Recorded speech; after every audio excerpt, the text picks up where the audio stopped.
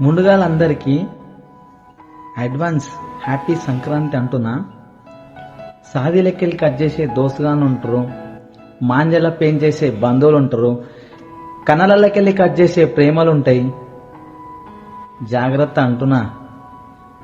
నీ పతంగిని నువ్వే ఎగరేసుకొని మంచి మంచోళ్ళకి పెయిన్ చేసి అలా పతంగులను కట్ చేసి నీ జిందగీ అనే దారాన్ని, నీ లైఫ్ అనే పతంగిని ఆకాశంలో ఎగరేసుకుంటా ముందుకు పోతావో,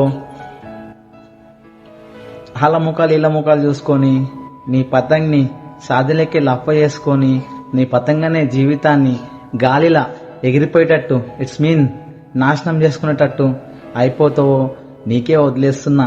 తమ్ముడు, అన్న అందరికీ హ్యాపీ సంక్రాంతి.